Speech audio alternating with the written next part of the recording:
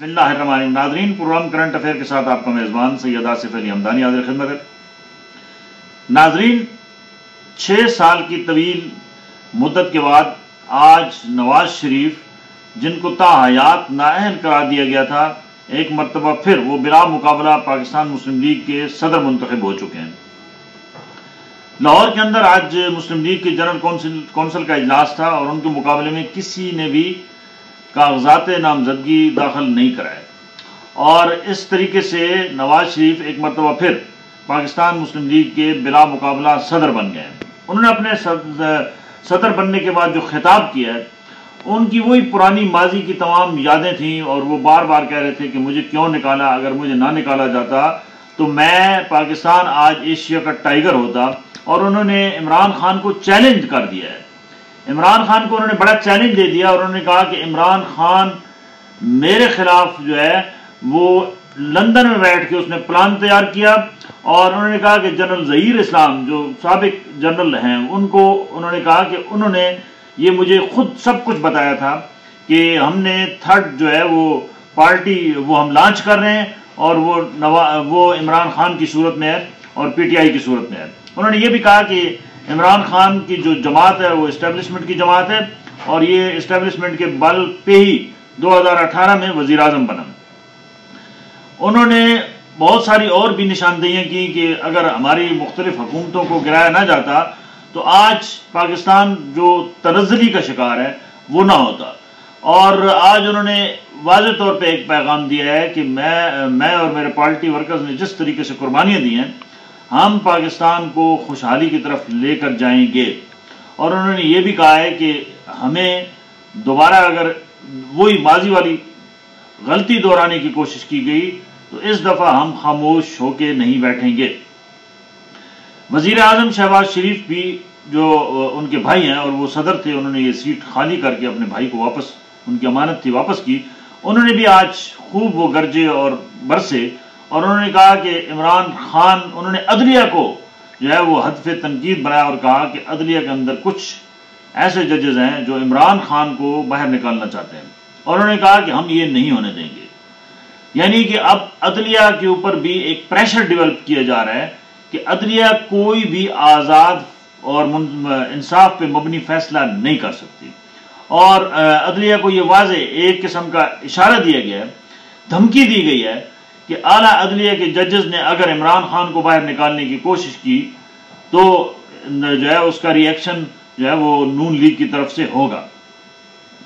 خیر، یہ ماضی میں بھی بہت ساری ایسے بڑکیں ماری جاتی رہیں اور اس کا کچھ نہیں بنا. اور آج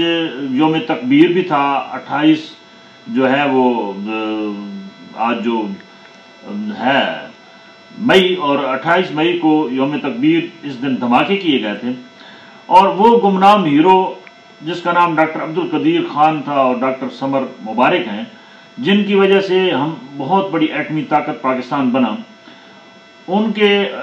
نام بہت مشکل سے لوگوں نے لیے، ہضم ہی نہیں ہو رہے تھے. زیادہ تر سیاسی پوائنٹ سکورنگ کی گئی، اور یہ بات واضح ہے کہ آج اگر ہم ایٹمی طاقت ہیں تو اس کا کریڈٹ جو ہے وہ ڈاکٹر عبد القدیر خان کو سب سے زیادہ جاتا ہے، جنہوں نے جو ہے وہ مختلف عالمی طاقتوں کے دباؤ کے باوجود انہوں نے پاکستان کو اس قابل کیا کہ پاکستان نے ایٹمی دھماکے کیے. گو اس میں نواز شریف کا ضرور کردار ہے، کیونکہ وزیر اعظم جو بھی ہوتا ہے وہ اس کی مرضی کے بغیر نہیں ہو سکتا، اور اس وقت انٹرنیشنل پریشر بھی تھا. لیکن یہ جو اس کا سارا ثمر ہے وہ ڈاکٹر عبد القدیر خان اور جو ہے وہ باقیوں کو بھی جاتا ہے، اور ان تاریخی ہیروز کو بھی تاریخ میں رکھا جانا چاہیے. ہم ایٹمی طاقت بن گئے ہیں، لیکن ہم نے جو ہماری حمیت ہے، جو ہمارے اس ملک کے اندر جو کچھ ایٹمی طاقت بننے کے بعد ہم نے کیا کھویا کیا پایا، ہم تو زوال کی جانب گئے ہیں. ایٹمی طاقت کا تو تب مزہ آتا ہے کہ ہمارا کشکول ٹوٹ چکا ہوتا اور ہم غیرت مند ہوتے اور ہم کسی کے آگے ہاتھ نہ پھیلاتے اور ہم بھیک نہ مانگتے IMF اور ورلڈ بینک سے، اور اس بھیک کی خاطر جو ہے وہ ہم اپنے عوام کو گروی نہ رکھواتے. اس وقت فی پاکستانی جو ہے وہ 12 لاکھ روپے کا مقروض ہے، جو اس وقت تک جتنے قرضے اٹھائے گئے ہیں وہ تاریخ میں اس کی مثال نہیں ملتی، اور یہ سلسلہ جاری ہے. تو اس ہم نے یہ ایٹمی طاقت ہونے کا اس کا ہمیں فائدہ کیا ہے کہ جب ہماری عوام بھوک سے مر رہی ہے، بے روزگاری سے مر رہی ہے، مہنگائی کے سیلاب سے مر رہی ہے، لا اینڈ آرڈر کی صورتحال سے مر رہی ہے، اور ملک کے اندر ہر طرف انتشار اور افراتفری ہے، تو اس ہم نے ایٹم بم کو کیا کرنا ہے؟ ضرورت اس امر کی ہے کہ عوامی مسائل کی طرف توجہ دی جائے، کیونکہ اب عوام کے پاس اور کچھ نہیں بچا، وہ یہ ڈرامے بازی مزید نہیں دیکھ سکتے کہ آپ پرانی چیزوں کو جو ہے وہ یاد کر کے اپنے گنوائیں کہ ہم نے یہ کیا، ہم نے وہ کیا۔ اب بتائیں کہ اب آگے آپ کیا کریں گے، کیونکہ اس وقت عوام کا پارہ ہائی ہے، اور عوام کے پاس سوائے مجبوری لاچاری کے اور غربت کے کچھ بھی نہیں ہے۔ ان عوام کو غربت کی لکیر سے نکالنے کا کوئی جامع حکمت عملی دیں، اور یہ جو بجلی کے بل ہیں اس کو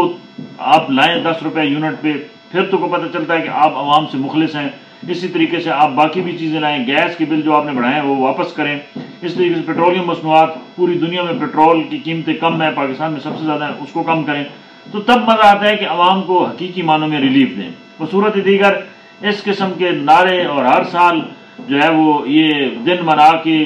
چھٹی کر کے پورا سسٹم کو بیڑا غرق کر کے کوئی فائدہ نہیں ہے یہ شعبدہ بازیوں کا، کیونکہ اس سے نہ عوام کا پیٹ پل سکتا ہے اور نہ ملک آگے بڑھ سکتا ہے۔ بہت شکریہ۔